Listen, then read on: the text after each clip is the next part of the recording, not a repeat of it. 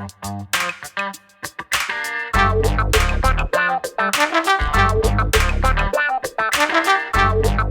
guys, welcome back to another episode of Let's Be Blunt with Montel, where we explore the world of cannabis with industry experts and thought leaders. I'm your host, Montel Williams, of course, and today we've got a truly special guest, Lex Corwin, who is the founder and CEO of Stone Road. This brand is making waves as a queer-led, family-run cannabis company that's redefining affordable cannabis products with sustainability and inclusivity at its core. Well, let's get started. Welcome. Thank you so much for being a part of the show today, Lex. Thanks so much for having me. Absolutely, sir. Look, you've had quite the journey in the cannabis industry. Let's take us back for a little bit and share a little bit about your background, how you got into the cannabis industry, how long you've been doing this? Totally. So I like to joke that I've never had a real job.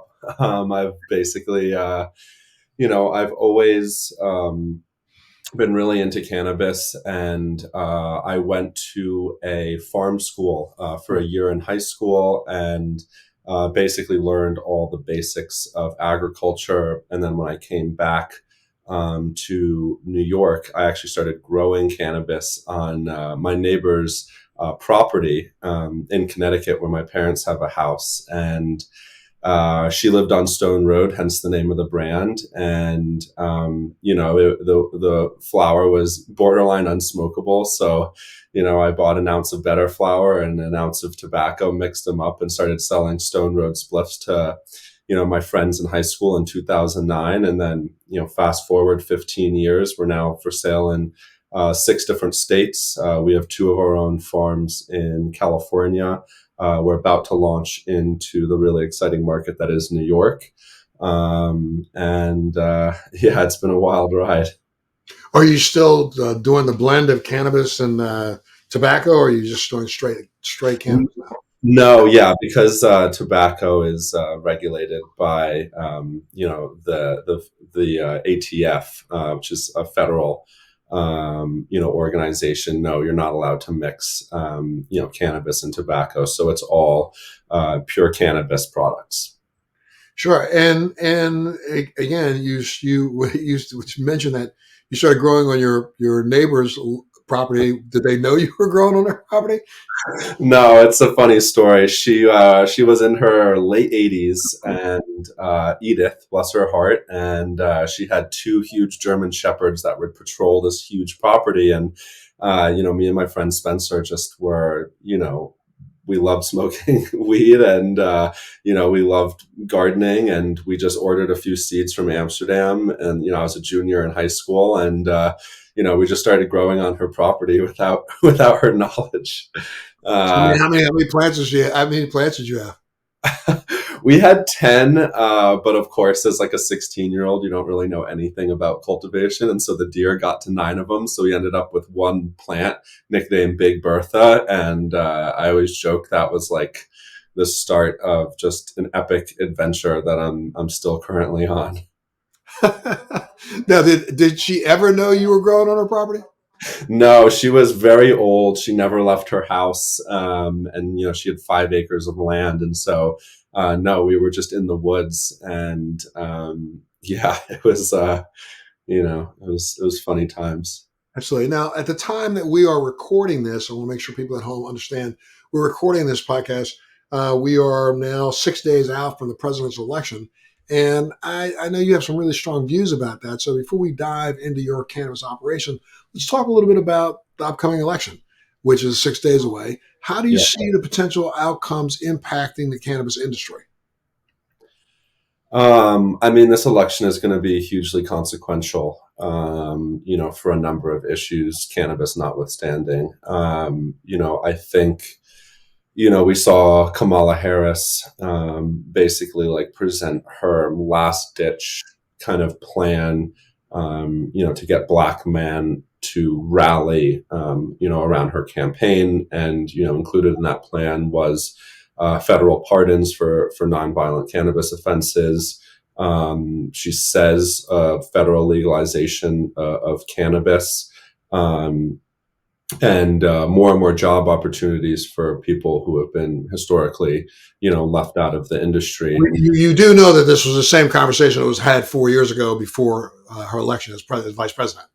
Her and Biden both said that within the first 100 days they were going to do these things that she says she's going to do this time. So I just throw that out there to say. So you think Yeah, it's you're 100% right.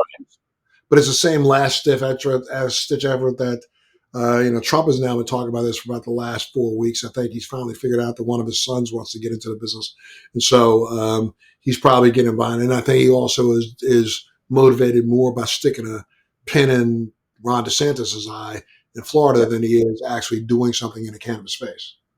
Right. I mean, having Trump come out for the legalization ballot in Florida was not expected at all. I think Trump plays a very thin line where a lot of his base are Christian nationalists, Christian fundamentalists, and so Christian fundamentalists and Christian nationalists, pot smokers. Yes, go ahead. yeah. Let's also But that's recall the that thing.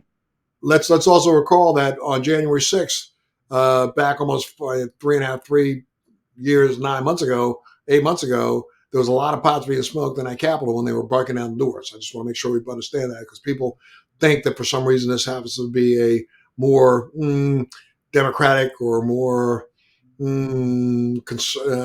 liberal thing. This is not. This is we know now for a fact that all over the country, well over 91% of the people in this country believe that there should be legal medical marijuana, and well plus 75% of this country believes that there should be legal marijuana. So that crosses both sides, Republican, Democrat. Yeah. Smokers. I got a family that my wife's family is from Tennessee, in the deepest part of the South, and Tennessee still being one of those states that is not legalized yet. There's more marijuana smoking down there than you can probably see in New York right now. Go right ahead. No, you're 100% right. I mean, the first state outside of California we launched into was Oklahoma, obviously a deep red state. Um, I spent a lot of time down there, getting ready for the launch and our initial sell into dispensaries. And you're exactly right. It's a nonpartisan issue, kind of on the voter level, but historically Republicans have obviously been less, willing to embrace, legalization, whether it's for the medical or the recreational. And that's crazy. That's crazy with the way when you say that way, because when we look at it publicly, there have been more Republicans in the last couple of years that have come out. Boehner, Mhm. look at Mitch McConnell, who pushed for the hemp bill, knowing that the hemp bill was going to open up the door to more cannabis. If he didn't, he was crazier than I thought he ever was. And we're also looking at a time where not just, at the exact same time that there are some Republicans pushing, there are some Republicans pushing to roll back all the things that have already happened. Right. So that's really crazy. Yes, go ahead. Well, ultimately, with the Democrats, it's more of a social justice issue where it's about repairing all the ill effects of the war on drugs. And with the Republican issue, I mean, if you look at a lot of the largest like hemp farms in red states, they're tied to these politicians. So it's much more of an economic issue. You brought up John Boehner. He was obviously sitting on the board of a large cannabis multi-state operator, when he basically came out for cannabis. So while I do believe that there's changing societal impressions on both the left and the right, I think for Republicans it's a lot more of like an economic issue. And in this brief essay I penned about Kamala versus Donald Trump and the effects policy-wise it would have, on cannabis. It's Trump. It will be a purely economic play. I mean, if he has enough of his, influential donor base, pushing for this, he's not going to get in the way. Do you know what I mean? Remember, he's got one of the biggest donors in the country funding most of his campaign in the last couple of months, being Elon Musk, and Elon Musk is a very big cannabis consumer. Right. And Elon Musk is also a libertarian. So ultimately, I think that's a loosely used term for him, libertarian, but go right ahead. well, ultimately, he believes in a lot of the same things as libertarians: small government, individual rights, less government involvement in people's, personal economic, lives. And so, yeah, I mean, mhm. We'll stay on cannabis because we could have a long discussion about what I think is his fake facade of being libertarian because he'd rather let's take the government out of it, but let's put me in it. So I differ with anybody who wants to replace one evil with another, especially this guy. And but the fact that he is, whether Trump probably wants to admit it or not, I tell you, the last time I just saw him at a rally, I was saying homeboy must have just smoked a blunt before he walked out of that stage because that's the only way he would act. That's stupid. However, however, let's jump to the same vein of conversation, and that is, right now, that there's so much hype about rescheduling versus descheduling. And first off, what do you think about those two issues, descheduling, rescheduling? And what do you think the impact will be if either one of those happens? Yeah, I mean, obviously, a very complicated answer. I mean, just on terms of the rescheduling, the most kind of concrete implication for the cannabis industry will be that cannabis companies will no longer be at the whim of 280E. 280E is a IRS tax code that basically doesn't allow companies who the federal government deems are illegal, even if they're legal on the state level, from writing off ordinary business deductions. So, our effective tax rate, is 15 to 18% higher than if we were in any other industry. I have yet to hear one lawyer who's in this industry or one person who's involved with the IRS say that, yes, the 280E issue will affect the overall way taxes are collected, but they may not reduce them at all because, again, individual states have the right to tax at any level that they want, whether it's a 280E or not. So, there's a workaround for the state. So here comes 280E that allows you to have banking, but the state can still say, I'm putting 25% on top of this. I don't give a shit what you think. You know what I mean? Right. And it's the same way that they do with gasoline, the same way that they did with cigarettes, the same way that they do with alcohol. They can tax this at any rate that they want, picking these exorbitant tax rates. And I think so many people in the industry have this feeling like, whoa, wait, we're going to get a break from tax. And that's not necessarily true. And then secondly, if we reschedule, no one's looking at the implication that rescheduling this to a Schedule 3 drug puts it under the purview of the FDA. And even though the FDA is not funded right this minute to be able to handle what's going to be probably one of the most onerous law changes that they've ever seen, with the FDA in charge, now that opens up a Pandora's box that this entire industry is going to have to figure out how to deal with. Because if it's under the FDA, that means that anything sitting on your shelf needs to be FDA approved before you get to put it on the shelf. And like I'm dealing in a state like Georgia right now, and Georgia has probably one of the most onerous cannabis laws that there is. There's no smoking, no vaping. Every single SKU, every individual SKU of every single product that is available to the public has to be approved by some board of people who never consumed cannabis before in their life. Yeah. So, okay. It's like that in a lot of states. Huh?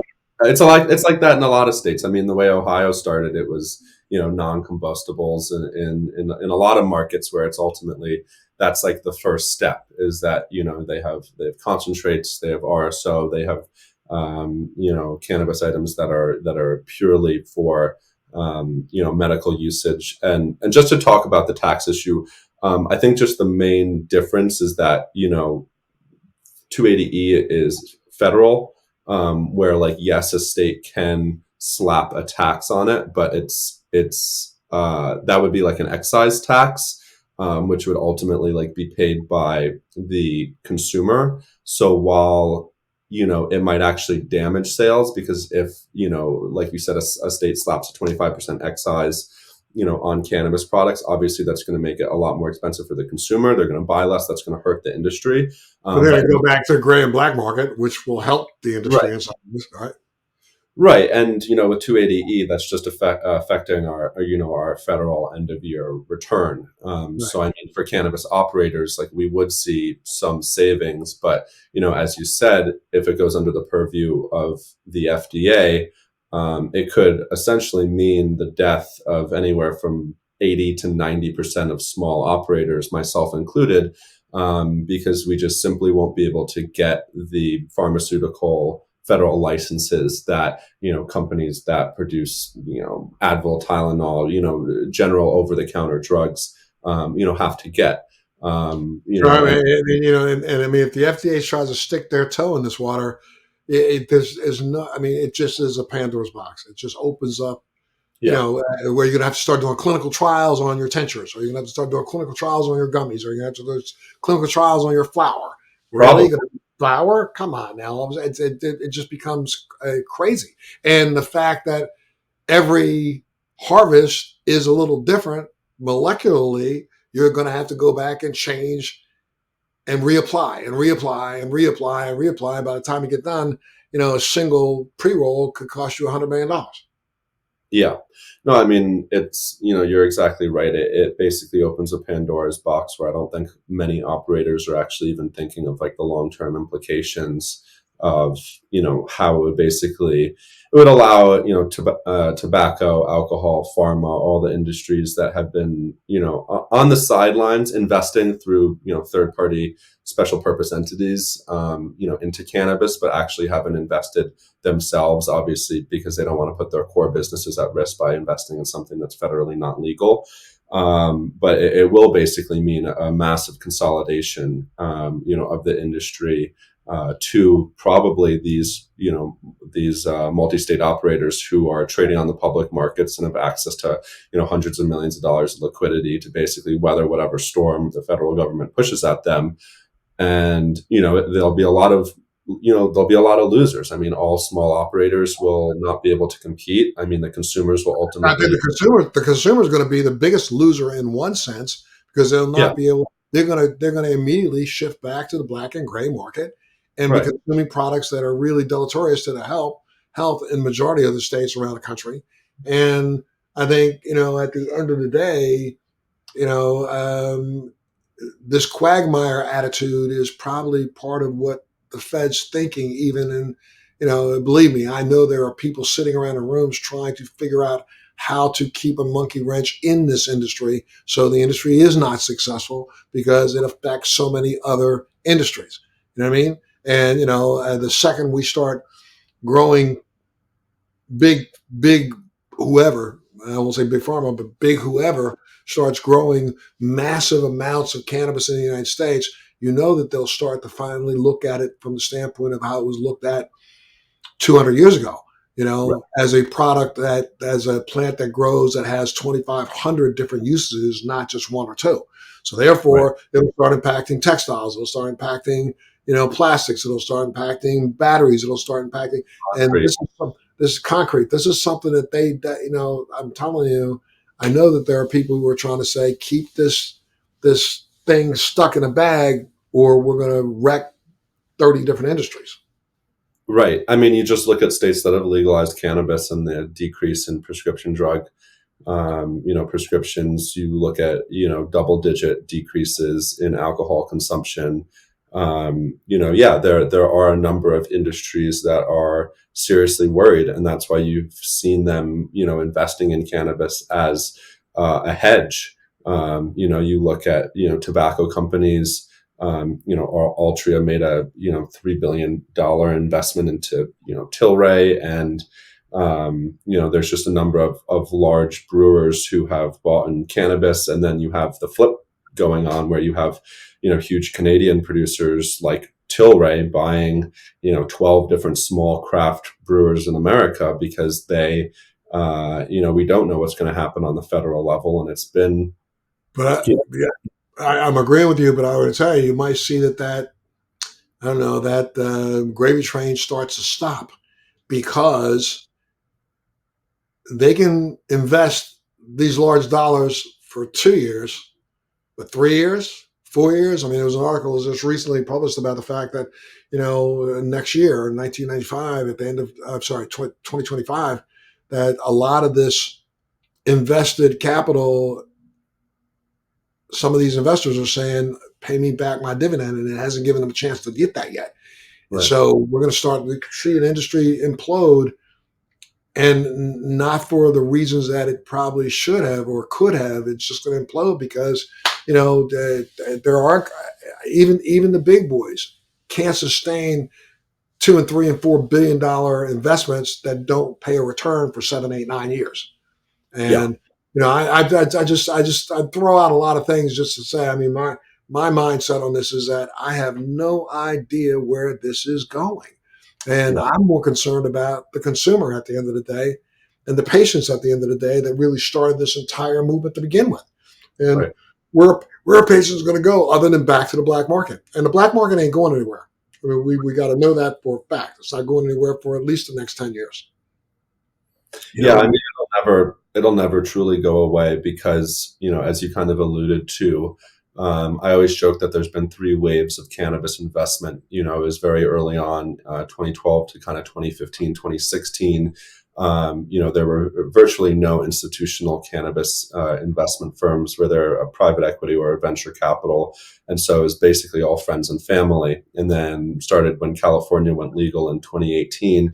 You had the founding of small venture capital. Casa Verde, Snoop Dogg's venture capital firm was one of the first. And they got burned. The friends and family got burned. The small companies got burned, and then you had basically during COVID when it was historically low interest rates and just I mean there was like $3 trillion of cash just flowing around America because of stimulus and tax cuts and what have you. And ultimately you had like the regular consumers investing in companies that were either doing online fundraisers or companies that were able to go public.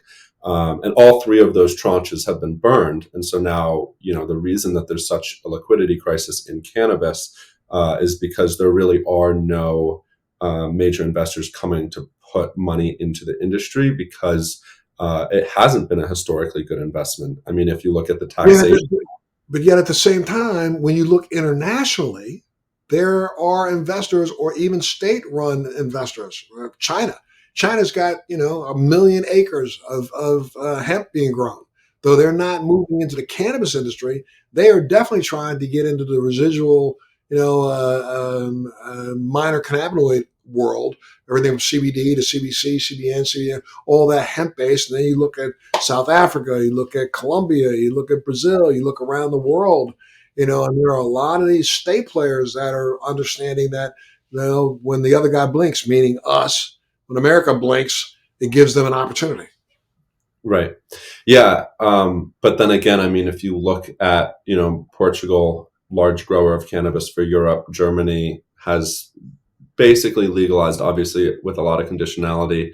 Um, None of those businesses are actually like making enough money to like return capital to shareholders, and they're years before us, so they're really funneling a lot of money into the research and development aspect of the industry. But yeah, I mean, there's no certain it's going to be a 10+ billion dollar. I mean, it's 10+ billion dollars now. In 10 years, it's going to be an 100 billion+ dollar industry. And, America will set up trade restrictions, to basically protect the state's industries, instead of just allowing like cheap Colombian grown cannabis to be imported into the US. I mean, it's the same way that you're not allowed to move cannabis across state lines. Obviously, state lines are federal, but if you actually look, it's like, why would these state governments that spent tens of millions of dollars setting up legal industries that are now supplying tens of thousands, 50,000 high paying jobs, plus, hundreds of millions, if not low $1 billion, like in California tax revenue, they're not just going to let another state basically import their significantly cheaper Right. cannabis and Right. cut their. Again, that's the quagmire. It's going to be a Pandora's box of no return. I think, right now there is a lot of movement of hemp and cannabis products outside of the United States across country lines. I think that's what you guys know in Germany. And Germany's getting a lot of its cannabis from Canada and from South America, and also from South Africa right now. So I'm with you with that. I just put on a crystal ball and tell me what you think it may look like in 5 years. In 5 years, I mean, That's what we were I mean, what we were talking about in the beginning, how Biden said he would free every cannabis prisoner, and there are still hundreds of nonviolent cannabis offenders basically stuck behind bars. And, I think people are really tired of like the political lip service with absolutely no follow through. So I'll basically tell you my best case scenario is that, regardless of who wins the presidency, it gets descheduled or rescheduled. Obviously, I'm hoping to have it completely descheduled and just be like any other commodity in America. That would make the most sense, and that would really allow the industry to take off. But this is America, and America is a ruthlessly capitalistic society. And so, I will not personally be surprised if the federal government makes moves that basically make it impossible for 90% of operators to operate and hands, the very valuable federal cultivation and manufacturing processing licenses to a handful of, billion-dollar corporations, which basically, will push everyone out of business. And ultimately the consumer is going to lose because they're going to pay more for an inferior product. Correct, an inferior product in the legal market. But again, like we've seen, I mean, what in 2021, we sold $25 billion plus legal cannabis in America. We sold close to $70 billion in the black and gray market going on right now in New York State. In New York, I mean, New York's really still fumbling the ball as hard as it can possibly fumble the ball when it comes to regulations and getting this out there. But anywhere in New York that you want to go, you can get cannabis. You can get it. You can stand on the street corner and say, hey, anybody selling right now? Boom. So I'll go over to you and sell you something right there in the corner, or meet you in the bathroom in a restaurant and sell you something right there. I'll give you 5 or 6 brews. So yeah, the black market and gray market, I think, has gotten stronger. Um, they're starting to realize that they have to pay closer attention to quality. There was a period of time where they were like, who cares? Just throw them anything. I'll give them marijuana grown in dog do, whatever. And now all of a sudden, now they realize that, some of this is starting to bother people. People give people headaches. So we better clean this shit up a little bit. And they're starting to try to do that. I kind of look at New York as one of those, weather vanes that, you take a look at the way the weather's blowing there in New York. People are becoming more satisfied. I'm shocked. I know people who are in New York who refuse to go to any of the dispensaries or any of the legal facilities. They only buy from street merchants or people in the black and gray market because they don't trust the other ones. Yeah. A lot of comments on what you just said. Yeah, I would honestly say that the black market is even larger than that because, we started in California. It's our home market. It's our biggest market. And there is an unbelievable amount of business going on in the black market because America, specifically California, is supplying, most of the world with, cannabis. I mean, I was recently at a smoke shop in London and they had Stizzy. Do you know what I mean? And, I've seen it in Berlin and I've seen it all around the world. And, I don't believe it's all knockoff, it's, I live halftime in New York and halftime in Los Angeles. And, New York, I think a lot of people don't buy cannabis at the legal stores because they know that the cannabis in those legal stores has to be grown in New York. And the New York regulations were probably the worst regulations I'd ever seen.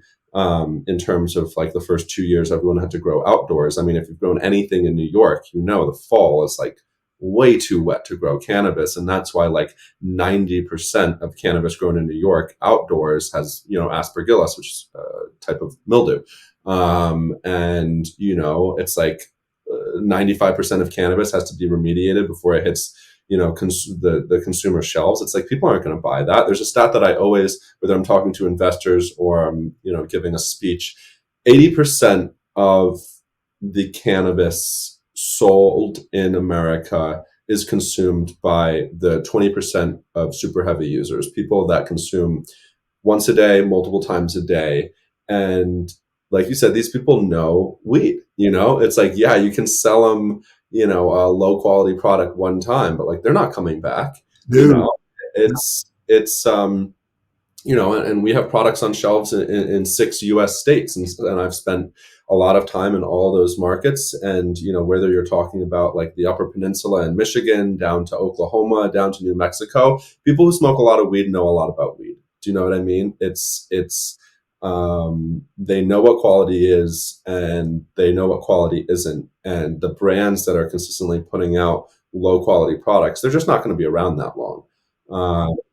And the unfortunate reality is that most of the product coming from the largest American cannabis companies is low quality product because they are good at fundraising and they're good at financial engineering, but they are not good at growing cannabis. I mean, MedMen, rest in peace. I remember when they made their whole kind of announcement that they were going vertical, they acquired, cultivation in downtown LA. I was one of the first people to tour that facility.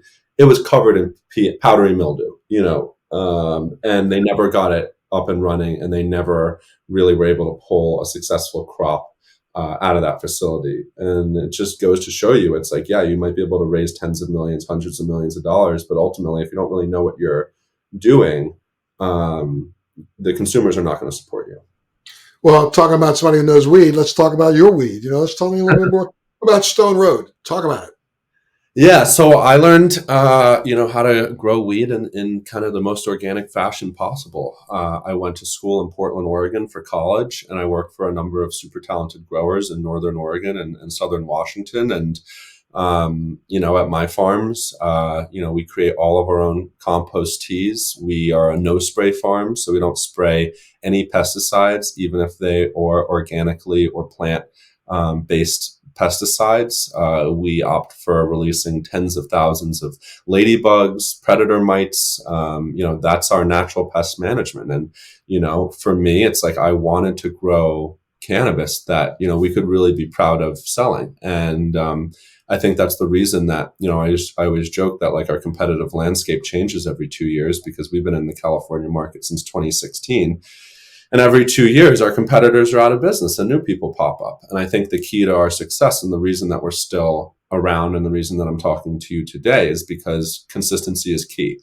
And growing really high quality flower without the use of all the, BS out there today, is really critical. And I feel like in America, there's an endless pursuit for profit. And that's why we spend the most on healthcare, yet we have some of the lowest healthcare outcomes of all developed nations. And, cannabis is no different. Anytime that you take a ruthlessly capitalistic approach and you apply it to something that is ultimately a wellness product, you're doing a disservice to the patients and you're doing a disservice to the customers. And so, for us, we don't take shortcuts. We don't use all the fake crap out there today. I mean, so many people are using hemp and spraying it with distillate and using, just all types of additives, fillers, artificial, this, that, and the other. And it's really unfortunate. It really is. But I think the reason that we are still around and the reason we continue to grow is because we've made a pledge to our consumers and we made a pledge to ourselves that, we don't use anything artificial. There's nothing synthetic in our products. And there never will be as long as I'm running the company. And you mentioned earlier, how many states did you say you're in? 6 states? We're in 6 US states. What are they? Can you roll them out? California, Oklahoma, New Mexico, Michigan, Massachusetts, and we are about to launch in New York and New Jersey. Gotcha. And at which stage did you decide to take your company from a California company to a multi-state company? When did you decide to do that, and how did you do it? It was 2019, and it was just one of those emails that changes your life. I got an email from an operator in Oklahoma, and they were the largest liquor distributor, and they said, hey, there's been some regulatory changes, and all these, huge out-of-state liquor distributors are going to be allowed to now permeate the Oklahoma market. So we're getting out, and we're going full into cannabis. We'll buy your flights, fly you down there. I flew out the following week and, I met an amazing team. They're called Stash House Distro. They're now operating in 5 US states. And, they licensed the brand and launched it in Oklahoma. And they're also our partners in New Mexico. And, it's just one of those emails where, they came to California, they sampled every and everything they could get their hands on. They loved our products. They loved our packaging. And so, they launched us in Oklahoma. And then last year we launched with them in New Mexico once New Mexico went legal. And how difficult is it for you to find partners in each individual state that will follow your strict guidelines on how to grow? You know what I'm saying? I mean, it's hard. I think it would be hard enough to keep track of one grow or 6 grows. And, because, no matter what, I just think people always have a tendency to try to find the shortcuts that they can find. How do you ensure that these partners that you have in each, or this one individual partner that you have who still has to seek out other partners in those individual states to do your bidding, how do you make sure they stay at the same quality level of yours? It takes years. I mean, honestly, we vet our partners for probably over a year. I mean, our New York partner, we had our deal signed. We started chatting with them 2 years ago. We had our deal signed last summer. We still haven't launched because we wanted the launch to be absolutely perfect. And, for us, it means actually going to the state, touring, talking to their customers, talking to their vendors, and ultimately just finding people who are aligned with us on, more ideological, bandwidth. It's like we want people who ultimately their chief focus is making sure the products are as high quality, as possible. And, in a lot of these states we're, working on our second or third partners, and sometimes, things don't work out, and it's just important to pivot. And the longer we're in these markets, the more we meet, small family craft growers who share the same ethos as we do. And those are the people we want to partner with. We want to partner with people who are genuinely proud of the products they're making, and who ultimately will do the right thing by the customer. And how does sustainability and inclusivity as the core values of Stone Road help to shape your operations? I mean, it's one of the only reasons we're still around today in this extremely tumultuous market. I mean, I'm gay, and when I was starting the company, our most fervent supporters, was the queer community. And I always joke with potential partners that, like, you don't really see gay bars go out of business because they're like a bastion of community. And I mean, it's the same thing with us. We have people who consistently buy our products, not because they're the cheapest, not because they're the most potent, because they really want to support the company, and they want to support, operators doing the right thing. And that's kind of where, like, the whole inclusivity comes from. We always joke, people have said, oh, like, our Instagram is the equal opportunity nudists, because it's like, we have people of every shape, color, creed, orientation, whatever on our Instagram, because, like you were saying, Montel, it's like when you go to the actual stores, it's like you'll have a 22-year-old Asian girl and you'll have an 80-year-old Black grandmother. And it's like, it really is like nature's great unifier. And the reason that you have such an enormous spectrum of people using cannabis is because ultimately cannabis is really about bringing people together. And so for us, yeah, you have a question. Yeah, I don't know why. This question just flashed in my head real quick. And please, do not take exception to what I'm about to ask you. While you were just talking just now, you were talking about the grandmother and the other person. So when you went to your parents and said, I'm thinking about getting in the weed, I mean, brother, you came out twice. Did you not? I mean, did you come out as gay before? What was that like? Yeah, it was hard. Honestly, I think it was harder than, like, the gay conversation. Please, I'm not sure. I hope I'm not being offensive, but No, okay, no, go. no. I mean, it's an interesting parallel. I mean, for me, like, my dad, really liked cannabis, and my dad was always a huge supporter. I mean, he was, like, literally our first investor and helped us get, like, the farm up and running. And my mom is a little bit more old school, and she doesn't like cannabis, and she kind of believes all the like classic reefer madness things. And I think it wasn't until we got featured in Vogue in like 2020 or something for sponsoring some event that, I think that was the first time she finally like followed us on Instagram. Like she started Mhm. sending the article around to her friends. And I think it was more about, while she might not be like the biggest cannabis consumer, she saw the joy that, it brought me, and she knew that I really loved my job. And I mean, so many people hate their jobs, and it's really sad. And I feel like if people were more truthful with themselves, society on a whole would be a lot better off. Yeah, I I feel like, yeah. and Jay, right now we're at this point. Why don't you give out some stats so people who want to get a hold of you and find out more about you, where do they go? Give out everything, your Facebook, all that stuff. Yeah, so our Instagram is at Stone Road Farms. If you have any questions or want to get a hold of me, you can DM that account and they'll get back to me. Our website is just stoneroad.org. We have tons of info about the farm, how we cultivate, our plans, where we're going. And yeah, and if you're in one of the 6 states that were available, you can find us at your local dispensary. Wow, great. And what are some of the emerging trends, let's say, in sustainability practices within the cannabis sector that really excite you? Are there some new things coming down the pike?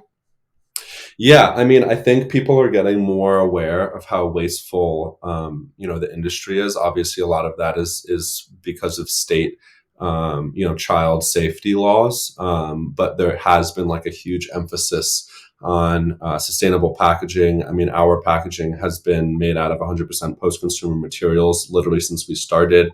I'm an avid surfer, and nothing bums me out more than like swimming into a plastic bag. So for me, I was like, if we're going to be a consumer packaged good company, I want to make products that aren't going to outlive me. We're not putting things in just Mylar bags that are going to be sitting in some landfill for 1,000 years.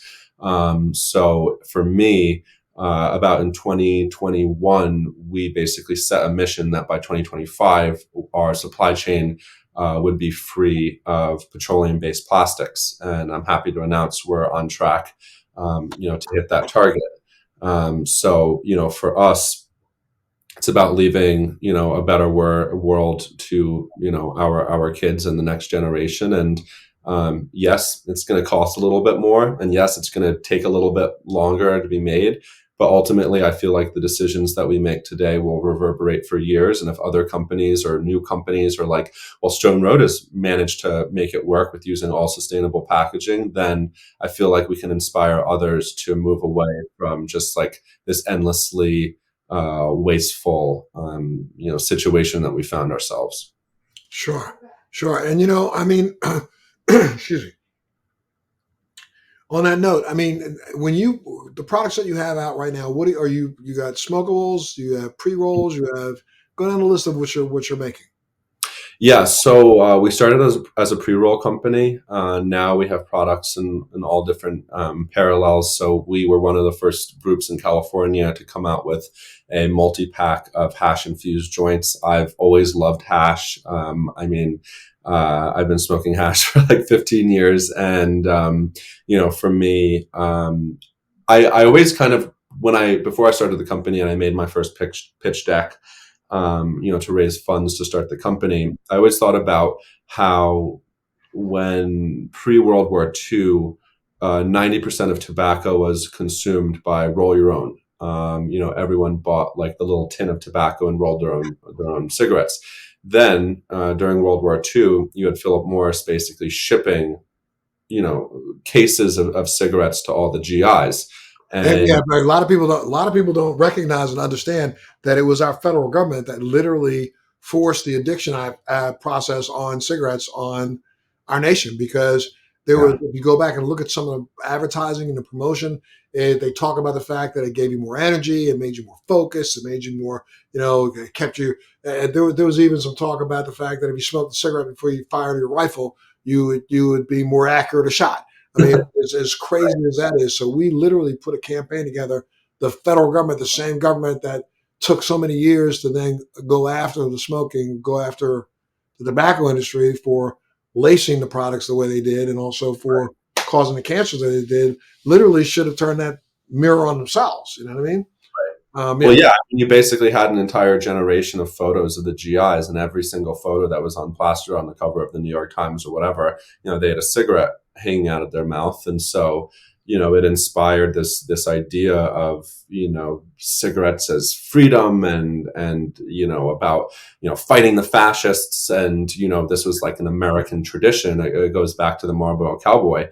And so I knew that once people became more and more comfortable with pre-rolls, it would eventually overtake flour, because, rolling up flour is annoying. I mean, you have to bring a grinder, papers, filters, and, for like the first 10 years of the cannabis industry, when it was medical, when I was in Oregon, and then California, it was like no one bought pre-rolls because they knew it was like whatever they swept up off the back of the dispensary floor. It was the shake, it was the trash. And so I knew it was going to take years to basically get to this evolution where like now pre-rolls are the second most popular category behind flour, and that gap is closing. But I knew if we could become known as a real pioneer of pre-rolls, if you will, that the company would have legs. Yes. And what other products do you sell? Do you have drinks? Do you have edibles? What do you do? Yeah, so we have one of the products right here. So this is actually one of our most popular products right now. It's a 1/2 ounce roll your own pouch. It comes with papers, filters, all the photography is actually from the farm. And this is cool because the flower is actually pre-ground. And so we call it our roll your own pouch. And, we launched it during COVID when people had, more money than they knew what to do with. And the product absolutely flopped. And now that wallets have really been tightened and people are acutely aware of the economic troubles facing a lot of Americans today, it's one of our best-selling products because it's inexpensive, and it's kind of the way to get the most cannabis for your money. I feel like a few years ago, exactly like during COVID when we launched it in 2020, no one wanted it. People were buying the $60 crazy alien looking eighths because people were flush. But now, as the market's settling and, the fact that, there's a lot of economic headwinds, for American families, people are looking for really cost conscious approaches. So it's been one of our most popular products. And then, we sell every type of pre-roll under the sun, from a single to a 14 pack, hash infused, pure flower, keef infused, you name it, we make it. We also have a full suite of concentrates in California and New Mexico, and we will have that in New York as well. And so, we really do focus on what we know. We've never launched a vape pen or an edible, mostly because I don't really consume those products. And so I feel like when companies focus on what they do well, they usually have more success than getting distracted by maybe fleeting trends, and other things. Eventually, we'd love to launch an edible, but it's challenging for sure. Yeah, for sure. For sure. I mean, in several states, like I'm in Georgia now, and Georgia supposedly doesn't allow edibles. They'll allow pills, they allow tinctures. It goes in your mouth, but that's not an edible. It's like they're trying to figure this out. I'm about to launch a product down there that I can't launch a gummy, but I can launch a melt. Do you understand? So I've got a product that's called a melt that's not an edible. Really? Right. Oh, what does it do? Oh, it melts in your mouth. Oh, that's not edible though. Yeah, it's kind of weird. So anyway, I mean, and I've noticed that several of the southern states are going after that kind of a thing, and it's kind of crazy.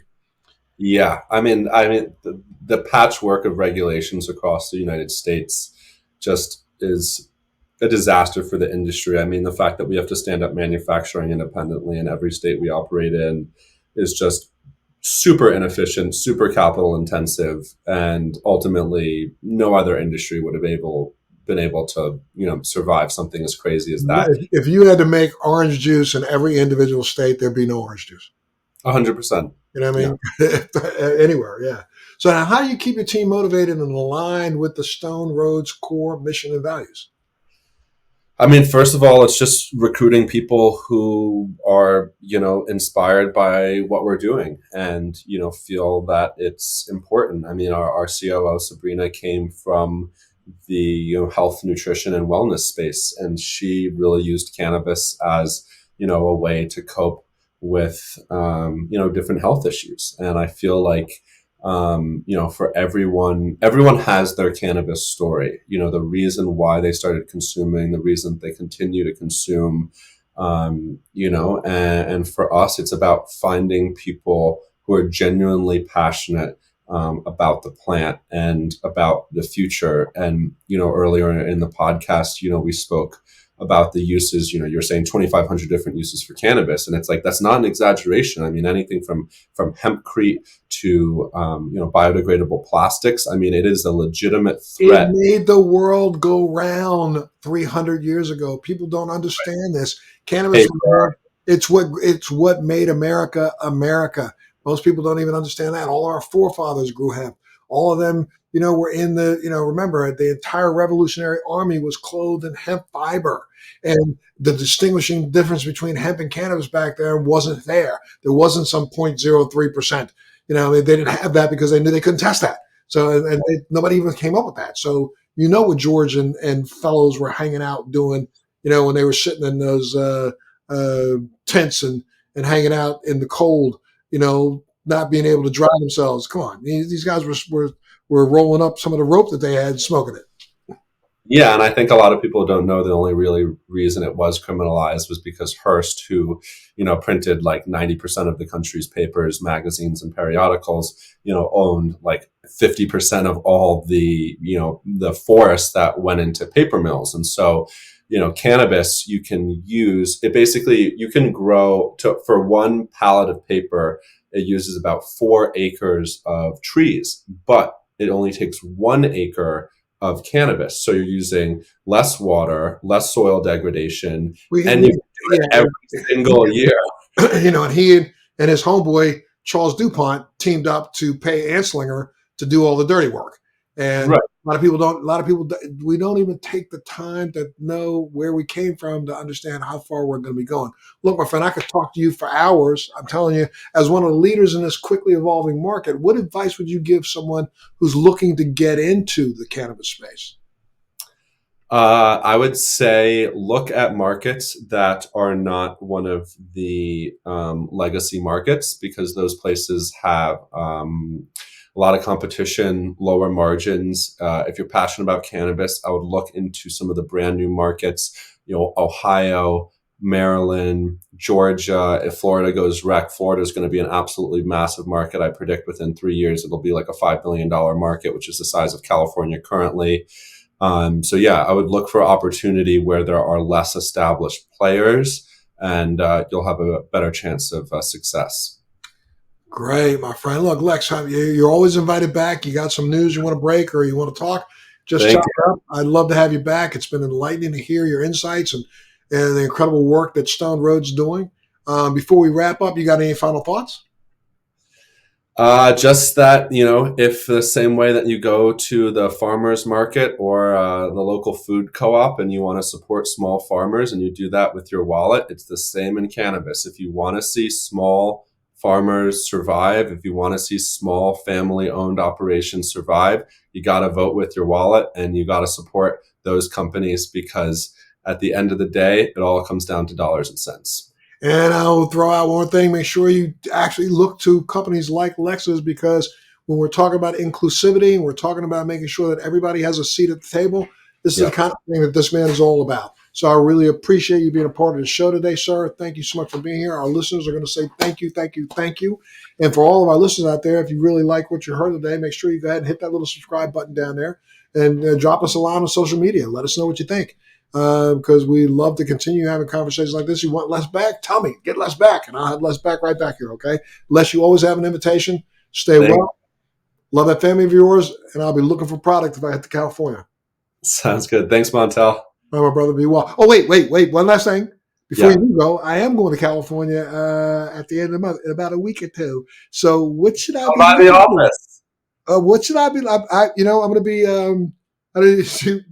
Have you ever seen the Hollywood Christmas parade? No. Okay, Hollywood has had a Christmas parade that's gone on, I don't know, man, 60 years now, I think. And they shoot it the Sunday after Thanksgiving on Hollywood Boulevard. It is the biggest red carpet in the world. And they shut down half of West Hollywood when they do it. Are you anywhere near there? Our office is in Venice, but for you, I'll drive a goodie bag out to WeHo for you. Well, my friend, if you do, I'm really interested because a connoisseur of Keef and is a friend of mine, and Hash is a friend of mine. So anything in that pre-roll world with the little Keef and Hash thing, We man, got you. let me know. All right, be Got you. well. Take care of yourself, my friend. Thanks, Montel. All right, bye bye now, and join us on the next Let's Be Blunt with Montel. Thanks for joining me on Let's Be Blunt with Montel. Please make sure you're subscribed and hit the bell to be notified when new episodes post each week. We'd love to hear your feedback also, so please send us your comments.